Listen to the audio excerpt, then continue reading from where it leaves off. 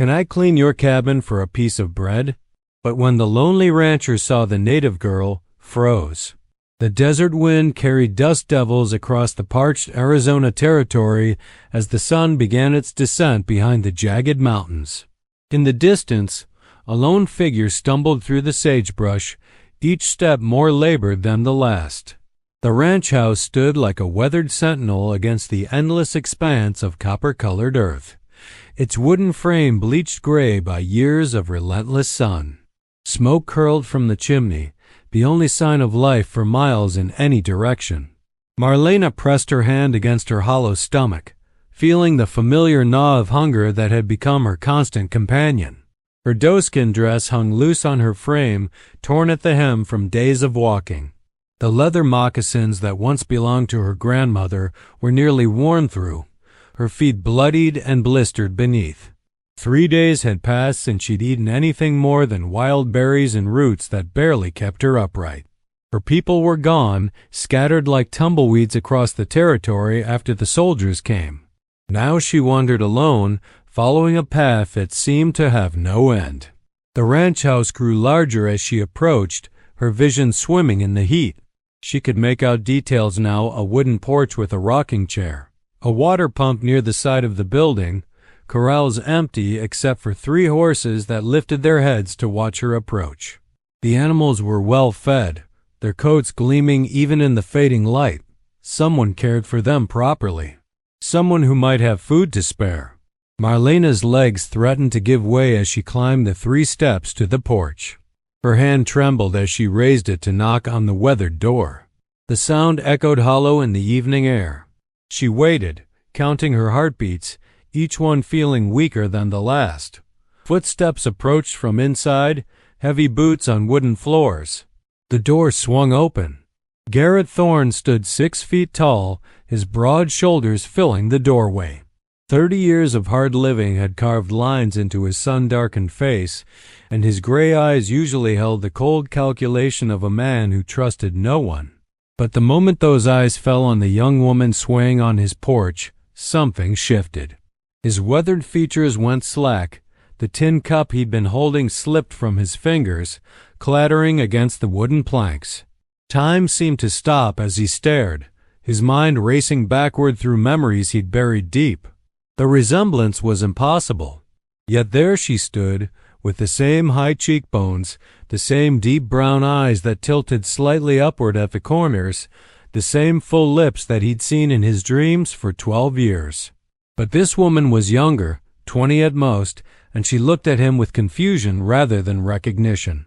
Her skin was lighter than he remembered, sun-kissed bronze instead of deep umber. Her black hair hung in 2 long braids over her shoulders, decorated with small turquoise beads that caught the dying light. Marlena watched the strange man freeze before her, uncertainty flooding through her exhausted mind. She'd prepared words in English, practiced them during her long walk, but his reaction threw her off balance. He stared at her as if she were a ghost, his face drained of color beneath his tan. She forced herself to speak, her voice barely above a whisper. "Please, sir, I can clean. I can work. Just need bread. Small piece." Her English was broken, heavily accented, but clear enough. She swayed on her feet, gripping the doorframe to steady herself. Garrett blinked, seeming to shake himself from whatever trance had gripped him. He stepped back instinctively, his hand moving toward the revolver on his hip before he caught himself.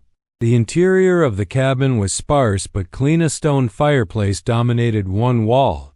A rough-hewn table with 2 chairs sat near the kitchen area, and a narrow bed occupied the far corner. Shelves lined the walls, holding supplies and tools. Everything had its place, organized with military precision. The smell of coffee and beans filled the air, making Marlena's stomach clench with desperate need. Garrett's mind churned as he looked at her.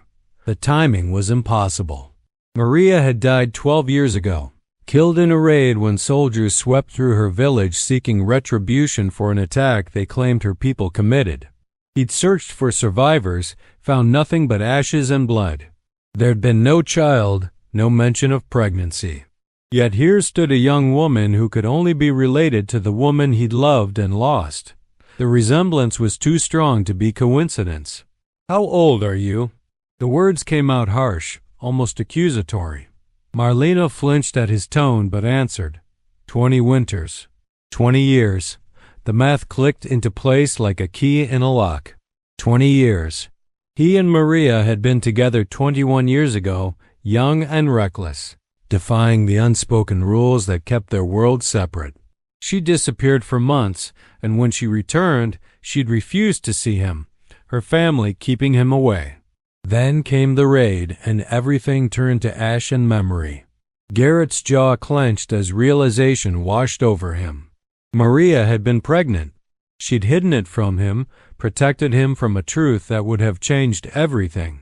And now their daughter stood on his porch, starving and desperate, with no idea who he was. "Come inside." His voice was rough, thick with emotions he couldn't name. Marlena hesitated. She'd learned to be wary of white men, especially those who lived alone in isolated places. But hunger overrode caution. She stepped across the threshold, her legs finally giving way as she crossed into the warmth of the cabin. Garrett caught her before she hit the floor, his strong arms wrapping around her thin frame. She weighed almost nothing, all bone and will. He carried her to the bed, laying her down gently. Her eyes fluttered closed, exhaustion finally claiming her. Garrett stood frozen again, looking down at the young woman who wore his features mixed with Maria's. The set of her jaw was his, stubborn and strong. The shape of her hands, the way her fingers curved, matched his own. But her grace, even in unconsciousness, belonged entirely to her mother. The coffee pot hissed on the stove, bringing him back to the present. He moved mechanically, ladling stew into a bowl, cutting thick slices of bread, pouring water from the pitcher. His hand shook slightly as he set the food on the table. 20 years of questions burned in his mind. 20 years of not knowing he had a child. 20 years of Maria carrying that secret to her grave. Marlena stirred after a few minutes, her eyes opening slowly. The smell of food drew her upright despite her weakness. She looked at the man who stood by the table, his face unreadable in the lamplight. Something in his eyes made her pause, a depth of emotion that seemed too intense for a stranger showing basic kindness. "Eat slowly," Garrett said, his voice carefully controlled. "Your stomach won't handle much at first," she nodded, moving to the table with careful steps. Her fingers trembled as she lifted the spoon, the first bite of warm stew nearly bringing tears to her eyes. It had been so long since she'd tasted anything hot, anything with salt and fat and substance. She forced herself to eat slowly, though every instinct screamed to devour everything in sight. Garrett watched her from across the room, his mind working through impossible calculations. He couldn't just tell her. How did a man explain to a grown woman that he was her father? A father who'd never known she existed, who'd loved her mother but been kept away. Maria must have had reasons. The world they'd lived in didn't accept love that crossed the divide between settlers and natives. A child would have been in danger, marked by both worlds and accepted by neither. The lamplight cast shadows across Marlena's face as she ate, highlighting the familiar features that now seemed so obvious. He saw himself in the determined set of her shoulders, in the way she held herself despite her exhaustion. He saw Maria in every graceful movement, in the quiet dignity she maintained even in her desperate state. "What's your name?" The question came out softer than he intended. She looked up, a piece of bread halfway to her mouth. Marlena. The name hit him like a physical blow. Maria's grandmother had been called Marlena, a name she'd spoken of with reverence and love. Maria had promised, in those few short months they'd had together, that if they ever had a daughter, she would carry that name. She'd kept that promise, even as she'd kept everything else hidden. "Where are you from, Marlena?" She swallowed the bread before answering, her eyes growing distant. "Canyon del Muerto. My people live there, near the Red Cliffs." Garrett knew the place. It was where Maria's band had settled. where they tried to live in peace before the government decided peace meant removal or death. The canyon was 200 miles north, a brutal journey on foot for anyone, let alone a young woman alone. Your family? Her face hardened, pain flashing in her eyes before she shuddered it away. Gone, all gone. Soldiers came 3 weeks ago. Said we had to move to reservation. My mother. She paused, struggling with the English words and the emotion behind them. My mother told me to run. She and the others, they stayed to give me time. Garrett's chest tightened. Not Maria. Maria had died 12 years ago in a raid. This was someone else, someone who'd raised Marlena, protected her. Perhaps an aunt or adoptive mother. But the pain in Marlena's eyes was fresh and raw, the wound still bleeding. I'm sorry, he said, the words inadequate for the magnitude of her loss. She nodded, returning to her food with mechanical movements. The initial hunger had been blunted, but she continued eating with the discipline of someone who knew not to waste any opportunity for sustenance. Garrett poured her water, watched as she drank deeply, her throat working as she swallowed.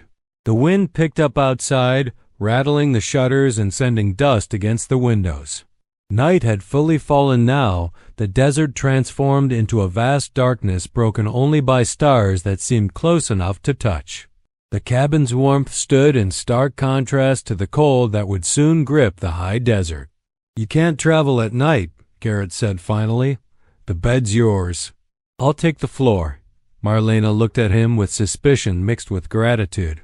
In her experience, white men who offered help usually expected payment of a kind she wasn't willing to give. But something in this man's face spoke of honor, of old pain that mirrored her own. Why you help me? She asked the question directly, her broken English making it sound almost childlike. Garrett turned away, unable to meet those eyes that were so like Maria's and yet so different. Everyone needs help sometimes. It wasn't an answer, not really, but it was all he could give. How could he explain the cosmic joke of fate that had brought his daughter to his doorstep, desperate and alone, with no knowledge of their connection? How could he tell her that he'd mourned a woman who'd borne his child in secret, that he'd lived with ghosts for 20 years? Marlena finished eating and pushed back from the table. Her strength was returning slowly, enough to feel the weight of exhaustion settling into her bones. The bed called to her, promising rest she hadn't known in weeks. But trust didn't come easily, not after everything she'd survived. You promise? She asked, her hand moving subtly to the small knife hidden in her belt. You stay there? Garrett raised his hand slowly, showing he meant no threat. I promise. You're safe here. She studied him for a long moment, reading the truth in his weathered face. Finally, she nodded and moved to the bed. She removed only her moccasins, keeping her dress on, the knife within easy reach under the pillow. Her eyes stayed on him as he pulled blankets from a chest and made a pallet near the fireplace. The flames cast dancing shadows on the walls as Garrett settled onto the hard floor. He'd slept in worse places, under open sky with rocks for pillows and danger all around. This discomfort was nothing compared to the turmoil in his mind. His daughter lay 20 feet away, alive and real, yet might as well have been on the moon for all the distance between them. Marlena's breathing gradually slowed and deepened as sleep claimed her. Garrett lay awake, watching the firelight play across the ceiling beams he'd hewn himself from trees in the mountain passes. This cabin had been his fortress against the world, his refuge from memories and regrets. Now it held the very thing he'd never allowed himself to hope for, a piece of Maria, living and breathing. The night stretched long and cold, despite the fire. Garrett's mind traveled back through the years, replaying every moment with Maria. They'd met by accident, his horse throwing a shoe near her village. She'd been 16, beautiful and spirited, helping her father with the horses. He'd been 18, cocky and certain the world was his for the taking. Their eyes had met across the dusty corral, and something had sparked between them that defied logic and propriety. Their meetings had been secret, stolen moments in hidden canyons and beneath starlit skies. Maria had taught him her language, shared stories of her people's history and traditions. He'd shown her the wider world through his eyes, speaking of cities and oceans she'd never seen. They'd made plans, foolish young plans, to run away together and build a life where no one knew or cared about the color of their skin or the cultures that birthed them. Then she'd vanished. Her family moved the band to a new location, and when he finally tracked them down months later, Maria wouldn't see him. Her father had stood firm, a wall between them, speaking only to say that Maria had made her choice and Garrett should respect it. He'd raged and pleaded, but traditional rules held firm. Eventually, heartbroken and angry, he'd left, joining the army in his grief and confusion. By the time he returned to the territory years later, searching for closure, the raid had already happened. The village was ashes. The people were scattered or dead. Maria's name appeared on a list of casualties, written in the neat hand of some army clerk who'd never known the vibrant woman reduced to ink on paper.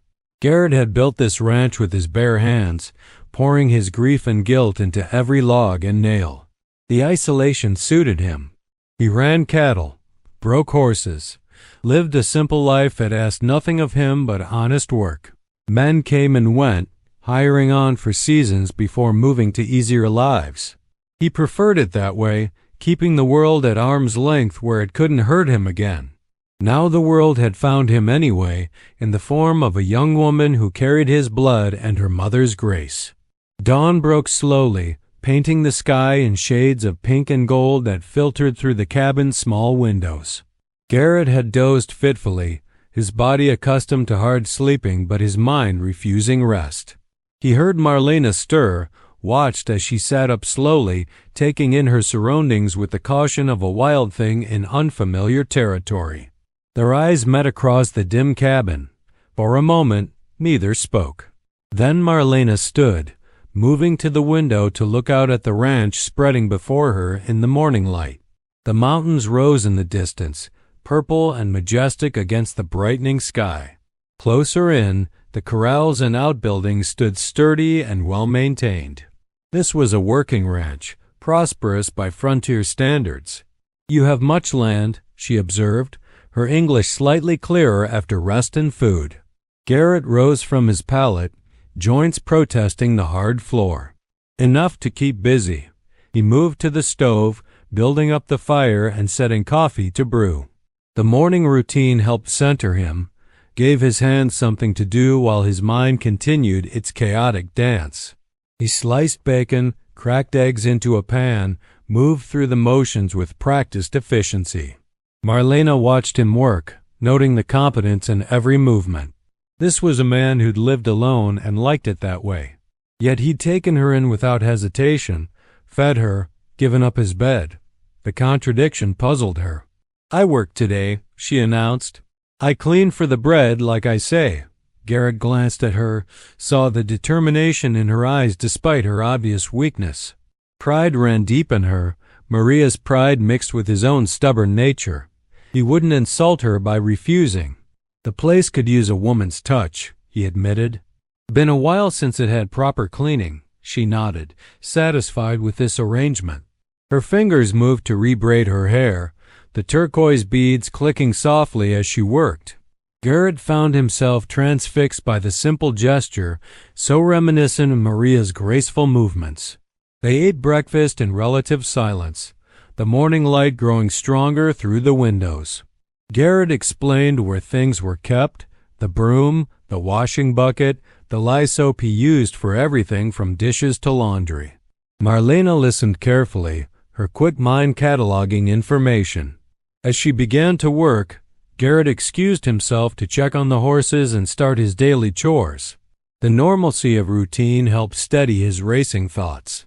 He fed the animals, mucked out stalls, checked fences and water levels. Physical labor had always been his meditation, his way of processing the complexities of life. But today, his mind wouldn't quiet.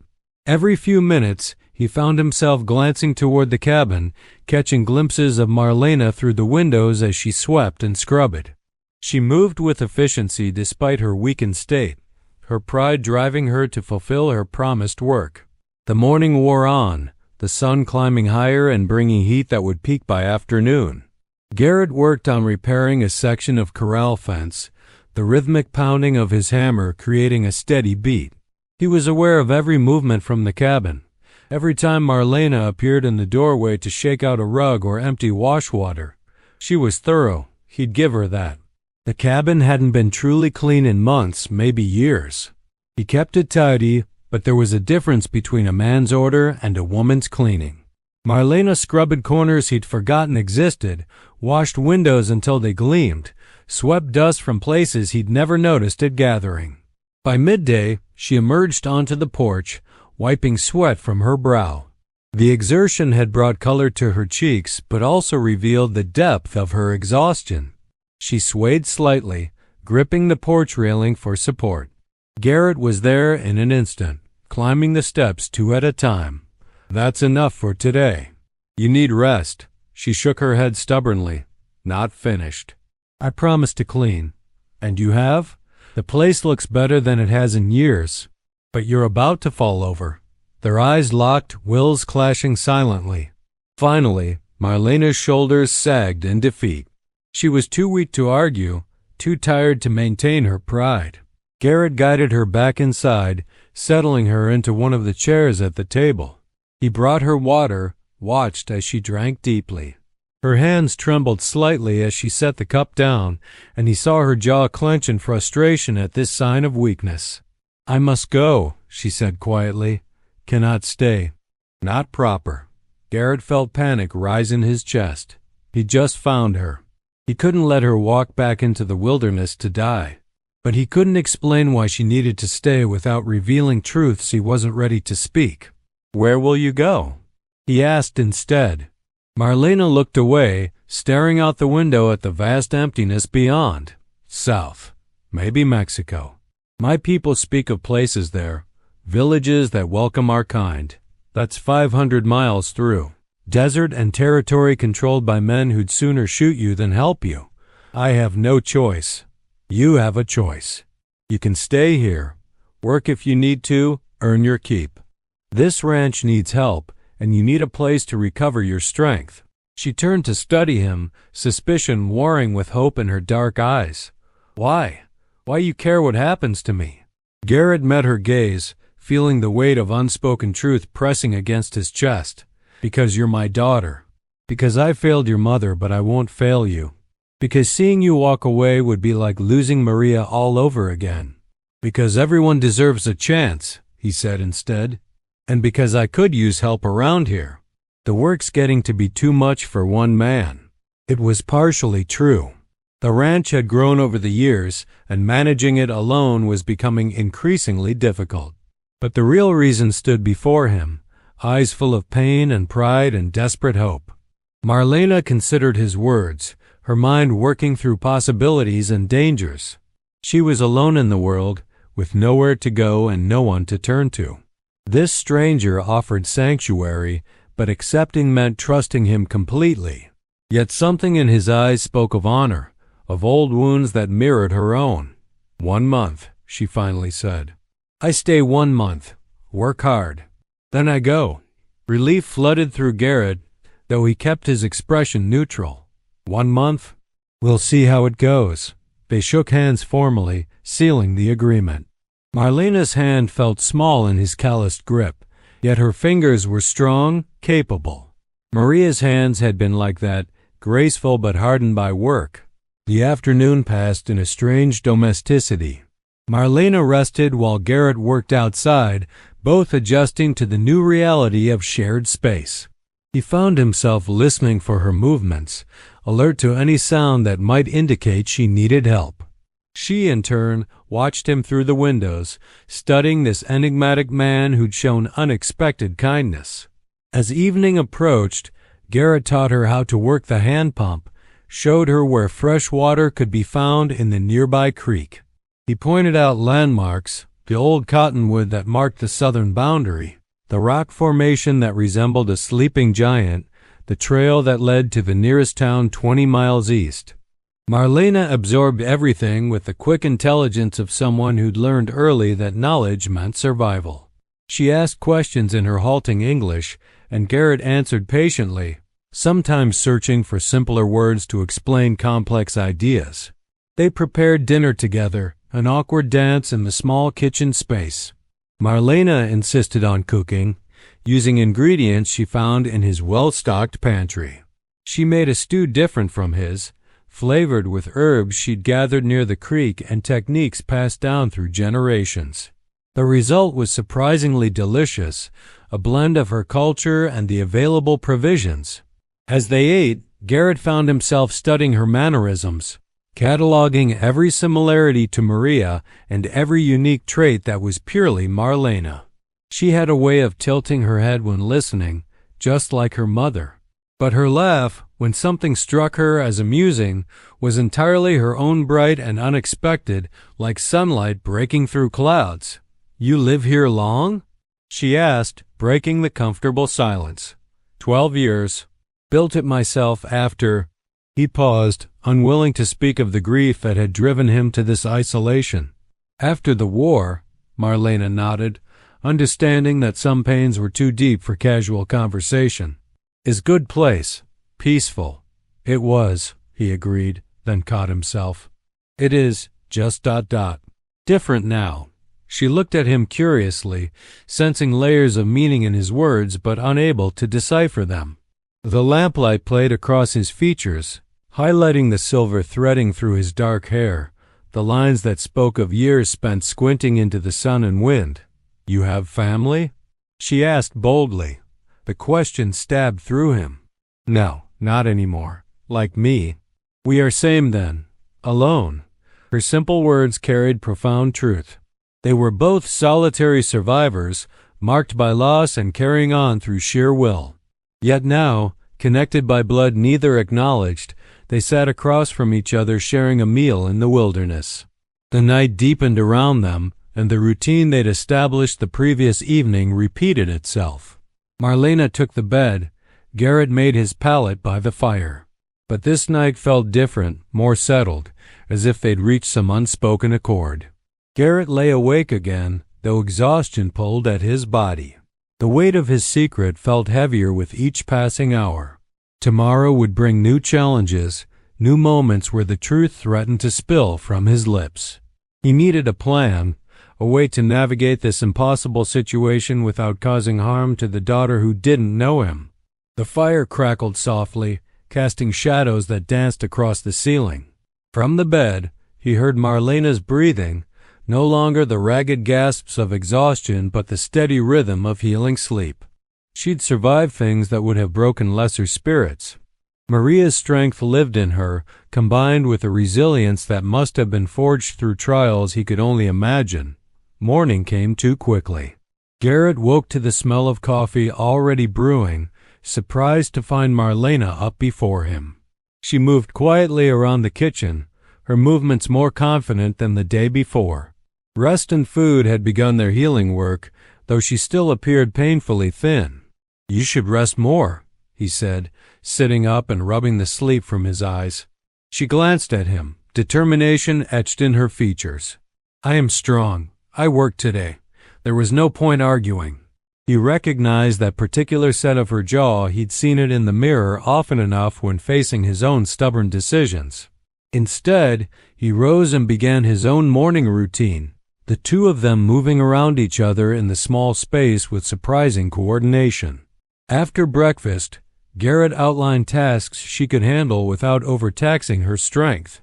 The garden needed weeding, vegetables needed harvesting, and there was mending to be done. Marlena accepted each assignment with quiet competence, already mentally organizing her approach. "Be careful in the sun," he warned. "Drink water often. If you feel faint, come inside immediately." She nodded, already heading for the garden with a basket over her arm. Garrett watched her go, then forced himself to turn to his own work. The horses needed exercising, and he'd been neglecting repairs on the barn roof. The morning heat built steadily as both worked in separate spheres of the ranch. Garrett found himself constantly aware of Marlena's location, attuned to any sign of distress. From his vantage point on the barn roof, he could see her moving among the vegetable rows, methodically pulling weeds and harvesting what was ready. She worked with the efficiency of someone raised to agricultural life, her movements economical and practiced. The garden had been Maria's domain too, he remembered. She'd had a gift for coaxing life from difficult soil, creating abundance where others saw only dust. By midday, the heat drove them both to seek shade. Marlena had filled her basket with tomatoes, squash, and beans, more than Garrett usually managed to harvest in a week. She brought them to the kitchen, her face flushed from exertion, but her eyes bright with satisfaction. "Is good," she announced, setting the basket on the table. "Garden needs better water. I can make channels, like my people do." Garrett studied her proposal, impressed by her observation. "You know irrigation?" "My mother taught me. We made the dry land give food." "I can show you." The mention of her mother sent a pang through his chest. Which mother did she mean? Maria, who died when Marlena was 8, or the woman who'd raised her after, the one she'd lost just weeks ago? "I'd like to see that," he said carefully. "After you rest." They ate a simple lunch of bread and cheese, the heat making both reluctant to stand over the stove. Marlena described the irrigation system her village had used, drawing diagrams in the dust on the table. Her intelligence shone through the language barrier, her mind clearly sharp despite her limited English. Garrett found himself drawn into the conversation, asking questions and offering observations. He'd learned some irrigation techniques during his time in the Army, stationed in places where water management meant the difference between survival and disaster. Their knowledge complemented each other, creating possibilities neither had considered alone. The afternoon passed in surprising companionship. They worked on improving the water flow to the garden, Marlena directing while Garrett provided the muscle for digging channels. She had an eye for the land's natural contours, understanding how water wanted to flow and working with it rather than against it. As they worked side by side, dirt under their fingernails and sweat soaking their clothes, Garrett felt something shift between them. The initial wariness was giving way to tentative trust, the beginning of understanding that transcended words. "You are a good man," Marlena said suddenly, pausing in her work. "My mother said not all white men are bad. I did not believe. But you are different." Garrett's throat tightened. "Your mother sounds like she was wise." "She was." Marlena's voice grew soft with memory. "She teach me many things. How to survive, how to be strong. She say always, 'You are special, Marlena. You have gifts from 2 worlds.'" She paused, looking confused. "I never understand what she mean." "I am only Indian." The pieces clicked into place with painful clarity. Maria had told their daughter something of her heritage, planted seeds of truth without fully revealing them. She'd prepared Marlena for the possibility of this moment, even from beyond the grave. "Maybe she meant you have the strength to bridge different worlds," Garrett offered carefully. "To take the best from different ways and make something new." Marlena considered this, her brow furrowed in thought. "Maybe. She was always saying strange things, looking at me with sad eyes, like she carried big secret." Garrett's heart pounded. He was so close to the truth, standing right at the edge of revelation. But something held him back, fear, uncertainty, or perhaps the weight of knowing that once spoken, his words could never be taken back. The sun was setting when they finally finished the irrigation work. The garden now had a network of small channels that would distribute water more efficiently, reducing waste and ensuring each plant received what it needed. It was a small improvement, but one that would make a significant difference. They stood back, surveying their work with satisfaction. Marlena's face glowed with accomplishment, and for the first time since arriving, she smiled fully. The transformation was stunning. Shadows of pain and fear lifted, revealing the beautiful, vibrant young woman beneath. Garrett's breath caught. In that moment, seeing her smile, he saw Maria so clearly it hurt. But he also saw himself, saw the future that might have been if life had taken different turns. This was his daughter, living and breathing proof that love could transcend death and distance. "Thank you," Marlena said, turning to him, "for letting me help, for treating me like person who matters." "You do matter," Garrett said fiercely. "Don't ever think otherwise." She looked at him strangely, sensing the intensity behind his words, but not understanding its source. The moment stretched between them, heavy with unspoken truths. Inside, they prepared dinner together, their movements now synchronized from a full day of working side by side. Marlena made flatbread over the fire while Garrett prepared a simple stew. They ate as the last light faded from the sky, comfortable silence settling between them. "Tomorrow," Marlena said as they cleaned up, "I fix roof. I see holes when working in garden." Garrett started to protest roof work was dangerous, and she was still recovering, but the look in her eyes stopped him. She needed this, needed to prove her worth and capability. He understood that need, had felt it himself countless times. "We'll work on it together," he compromised. "Some spots need two people anyway." She nodded, accepting this arrangement. As they settled into their evening routine, Garrett realized they'd fallen into a pattern that felt almost natural. The awkwardness of strangers sharing space had evolved into something more comfortable, more real. That night, as Marlena slept soundly and Garrett lay awake by the dying fire, he made a decision. He would tell her the truth, but not yet. First, he needed to build trust, create a foundation strong enough to withstand the shock of revelation. She deserved to know her father, but more than that, she deserved to know him as a person first, to make her own judgment about his character before the weight of blood ties complicated everything. The week that followed established rhythms and routines. Each morning brought new projects, new challenges they faced together. Marlena's strength returned gradually, her body healing from weeks of deprivation. With it came increased confidence, her English improving daily through constant use. Garrett taught her about the ranch, explaining his plans for expansion, his dreams of building something lasting. She listened intently, offering suggestions that revealed her quick intelligence and practical wisdom. Her ideas often surprised him, approaches he'd never considered, solutions that blended her traditional knowledge with his frontier experience.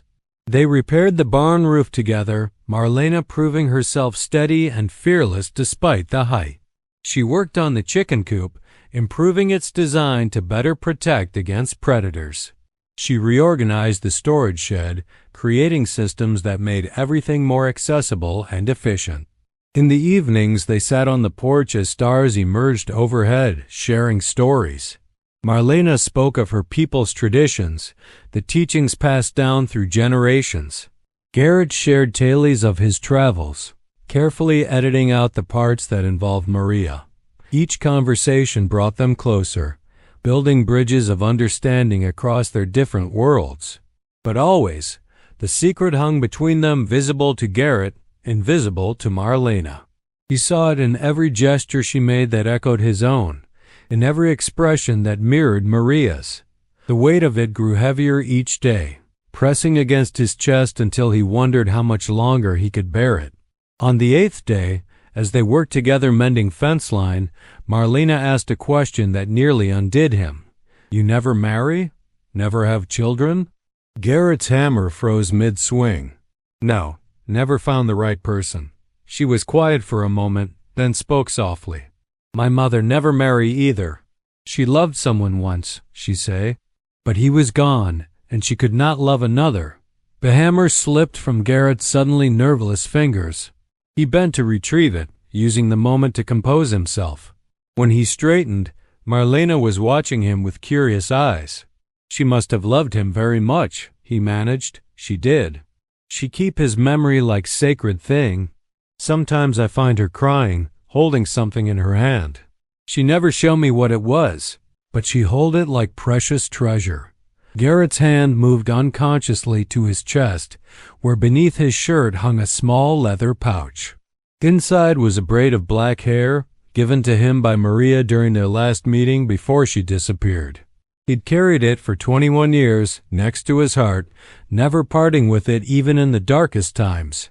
"Maybe someday you'll understand," Marlena continued, "what it means to love someone so much that losing them changes everything."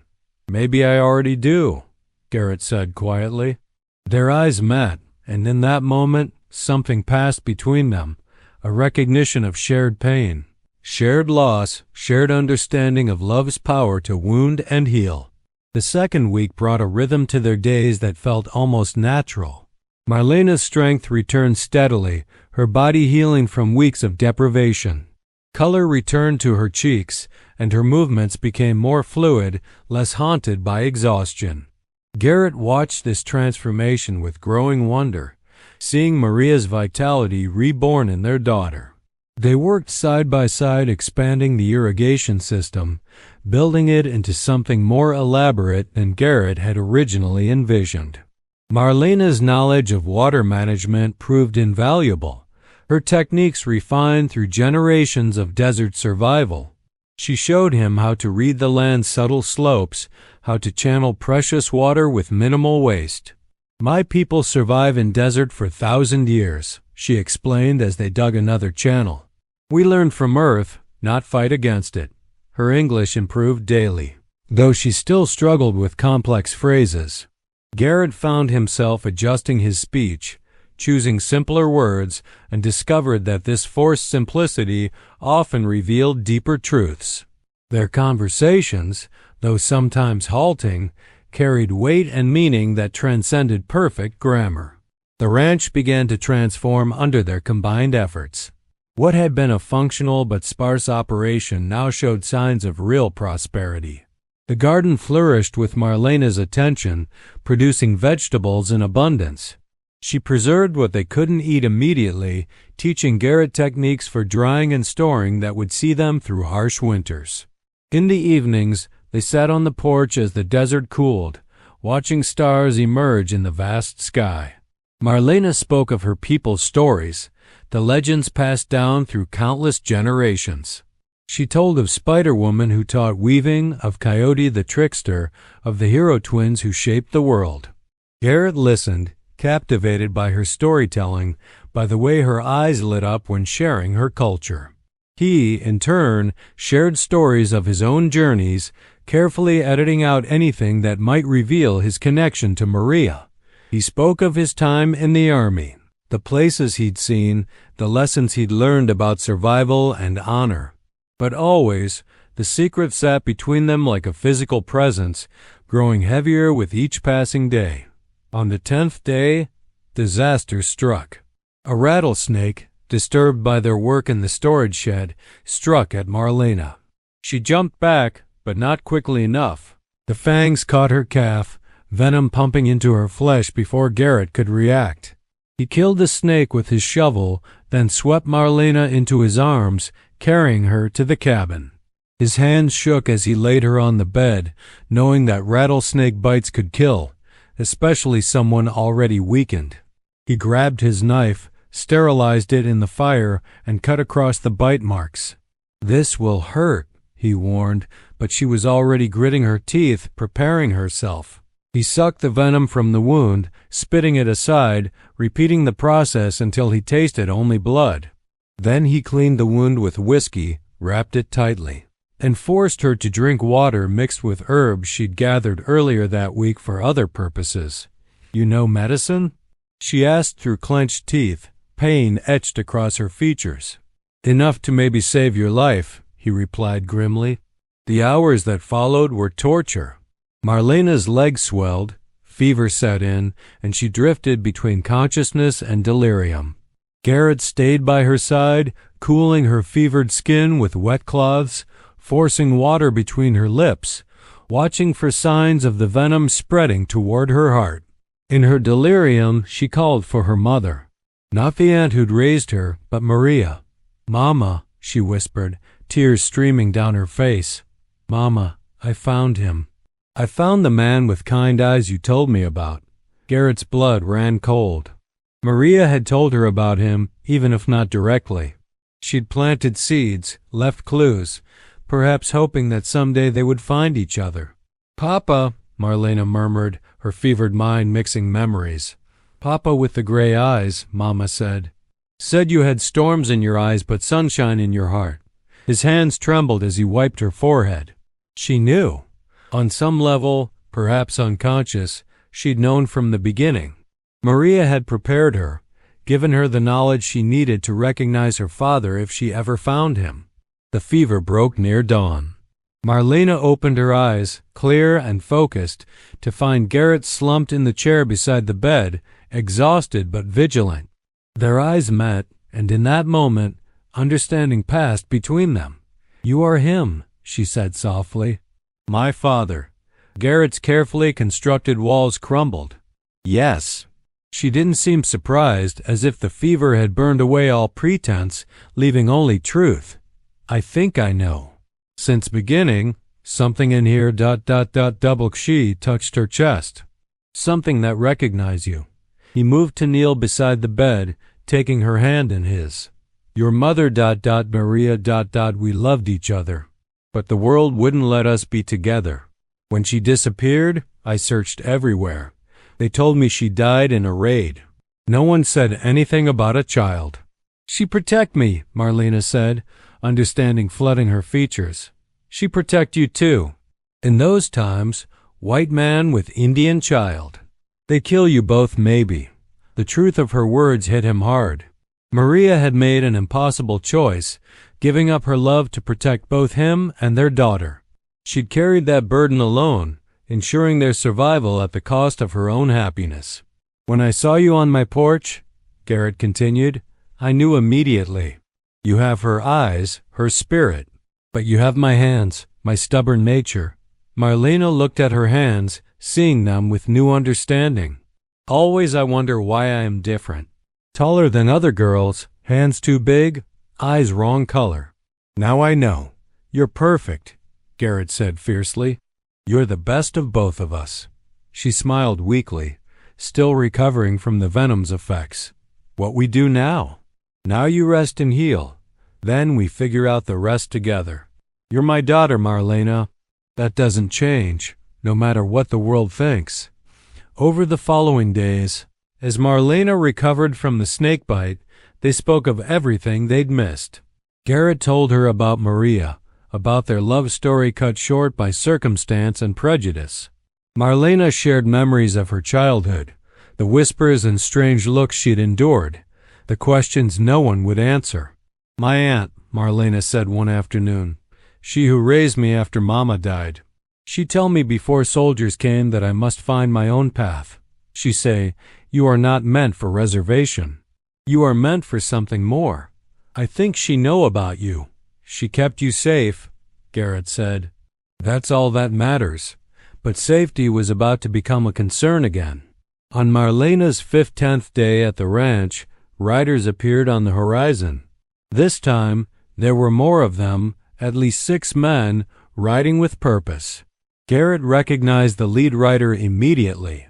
Sheriff Coleman from the nearest town, accompanied by several deputies and local ranchers. His stomach sank as he understood what this meant. Word had spread about the native woman staying at his ranch, and the community had decided to act. Stay inside, he told Marlena, reaching for his rifle. She shook her head, standing beside him. No more hiding.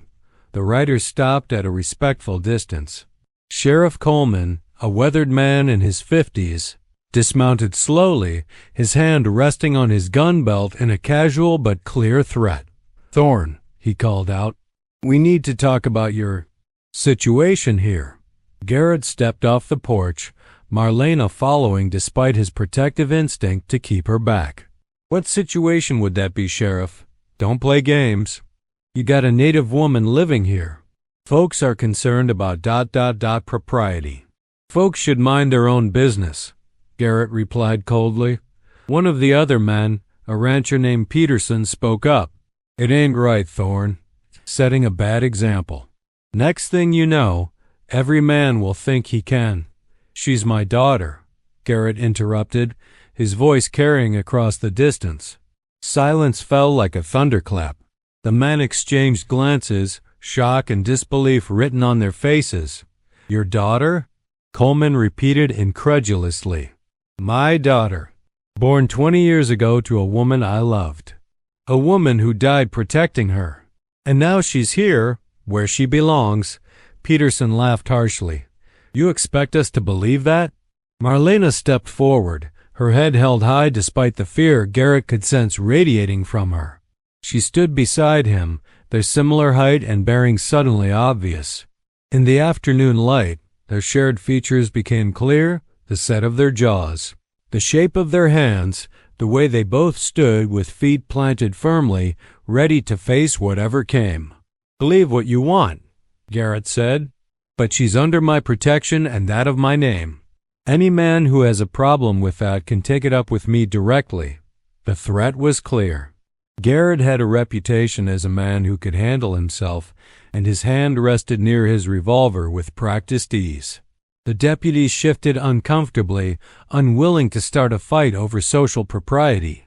Sheriff Coleman studied them both carefully, his experienced eyes noting the resemblance, the protective stance, the genuine connection between them. He'd seen enough lies in his career to recognize truth when it stood before him. This true girl? He asked Marlena directly. She met his gaze without flinching. He is my father. My mother loved him long ago. She died keeping secret to protect us. Now no more secrets. I am Marlena Thorne. The name hung in the air, a declaration and a challenge. Coleman sighed, recognizing a situation that was complicated beyond his simple mandate to keep the peace. Papers to prove it? He asked Garrett. We'll be riding to town tomorrow to file them officially. Her mother died before she could tell me about her, but there's no doubt she's mine. Coleman looked at the other man, seeing the mix of skepticism and grudging acceptance. The resemblance was undeniable, and Garrett's reputation for honesty carried weight. Town's gonna talk, Coleman warned. Let them talk, Garrett replied. The sheriff mounted his horse, gesturing for the others to follow. Make sure those papers are filed. And Thorne, you better be telling the truth about this. I am. As the riders departed, Garrett and Marlena stood together, united against the judgment of the world. She trembled slightly, the confrontation taking its toll on her still recovering strength. Garrett put his arm around her shoulders, a gesture both protective and proud. That was brave, he said quietly. That was necessary, she corrected. You teach me stand firm, face truth, be strong. They returned to the cabin, both understanding that their lives had changed irrevocably. The secret was out and there would be consequences. But they would face them together, father and daughter united by blood and choice. That evening, they made plans. Tomorrow they would ride to town, file the legal papers, and face whatever came next. The night passed with little sleep for either of them. Marlena lay awake thinking about the confrontation, about standing before those men and claiming her identity. Garrett sat by the dying fire, his mind racing through possibilities and dangers. The town wouldn't accept this easily, but he'd meant every word. She was his daughter, and no amount of prejudice would change that fact. Dawn broke clear and cold. They prepared in silence, both understanding the weight of what lay ahead. Garrett saddled 2 horses while Marlena dressed in her cleanest clothes, braiding her hair with care and adding the turquoise beads her mother had given her. She looked at herself in the small mirror, seeing her father's features mixed with her mother's, and felt a strange sense of completeness. The ride to town took 3 hours across desert terrain that gradually gave way to more settled land. They passed other ranches, saw distant figures working in fields who stopped to stare at the unusual sight of a white rancher riding with a native woman. Marlena kept her head high, refusing to show the fear that churned in her stomach. The town appeared on the horizon, a collection of wooden buildings clustered around a main street. As they rode down that street, conversation stopped. People emerged from shops to stare. Women whispered behind their hands while men watched with hard eyes. The weight of their judgment pressed down like the midday sun. Garrett led them directly to the land office, dismounting with deliberate calm. He helped Marlena down from her horse, his hand steady on her arm despite the hostile atmosphere. Together, they walked through the door, leaving the whispers and stares behind. The clerk, a thin man with spectacles, looked up from his desk and paled at the sight of them. "Mr. Thorne, what can I do for you?" "I need to file papers of acknowledgement," Garrett said firmly. "This is my daughter, Marlena. I'm claiming her legally as my heir and rightful child." The clerk's mouth opened and closed like a fish. "Your daughter." "But she's my daughter," Garrett repeated, his voice allowing no argument. "Her mother was Maria of the Dine people. We loved each other 21 years ago. Maria died protecting our daughter, and now Marlena has found her way home." "Draw up the papers." The clerk hesitated, looking between them, clearly calculating the social cost of complying. Garrett leaned forward, his presence filling the small office. "I said draw up the papers. Unless you want to explain to the territorial judge why you refused a legal request." The threat worked. The clerk reached for the necessary forms with shaking hands, his pen scratching across paper as he filled in the required information. Marlena stood silent beside her father, her heart pounding but her face composed. She was doing this. She was claiming her place in the world. Consequences be damned. "You'll both need to sign," the clerk said finally, pushing the papers forward. Garrett signed first, his signature bold and clear. Then he handed the pen to Marlena. She had learned to write her name during the past weeks, Garrett teaching her in the evenings by lamplight. Now she formed the letters carefully. Marlena Thorne. The ink seemed to glow on the page, making it real, making it official. "There's a filing fee," the clerk said weakly. Garrett placed coins on the desk, more than enough. "Keep the change. And make sure those papers are properly recorded." As they turned to leave, the door burst open. Peterson stood there with several other men, their faces angry and determined. "This is wrong," Peterson declared. "We won't allow it. That Indian has no right to claim white man's property." Garrett's hand moved to his gun, but Marlena stepped forward before violence could erupt. "I have every right," she said, her English clear and strong. "I am daughter of Garrett Thorne and Maria of the Dine. I carry blood of both peoples." "You say I have no right? You say love between my parents was wrong? You say I should not exist?" Her words rang through the office, challenging not just Peterson but the very foundations of their prejudice. She stood tall, unafraid, her dignity more powerful than any weapon. "My mother died protecting me," Marlena continued. "She loved my father enough to let him go, to keep him safe from people like you who hate what you do not understand. Now I find him, and he claimed me as his own. This is his choice, his right. And you double quote." She looked directly at Peterson. "You have no say in family matters that are not yours." The silence that followed was profound. Even Peterson seemed taken aback by her eloquence, by the righteous anger in her voice. Sheriff Coleman appeared in the doorway, having heard the commotion. "Enough," Coleman said firmly. "Papers are filed. It's legal and done. Peterson, take your men and go. This doesn't concern you." Peterson glared at them all but had no legal ground to stand on. Muttering curses, he and his men departed, leaving tension thick in the air. Coleman looked at Garrett and Marlena with something almost like respect. "You've got courage, I'll give you that, both of you. But this won't be easy." "Nothing worth having ever is," Garrett replied. They walked out of the office together, father and daughter, into the bright sunlight of a new beginning. The town watched, judged, whispered, but they walked with heads high, united by blood and choice. On the ride home, Marlena finally spoke. "It will be hard." "Yes," Garrett agreed. "But we face it together. Always." The ranch appeared before them as the sun began its descent. Home in a way it had never been before. They had each other now, a family forged through love and loss and the courage to claim their truth. The world might not accept them, but they had accepted each other, and that was enough. As they unsaddled the horses, Marlena looked at the land spread before them, their land, their home, their future. She thought of her mother, of the sacrifice Maria had made to keep them both alive. She thought of the journey that had brought her here, starving and desperate, to knock on a stranger's door and find her father waiting. "Thank you," she said softly, "for claiming me, for being brave enough to tell truth."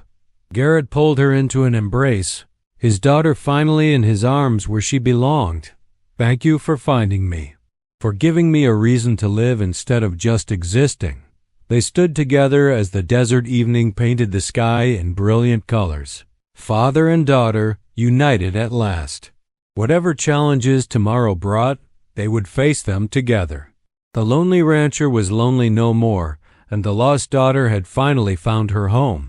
The story that began with a desperate plea for bread had become a tale of redemption, love, and the unbreakable bonds of family that transcend all barriers. In the harsh territory of Arizona, where survival meant strength and truth meant courage, they had both found something more precious than gold. They had found each other.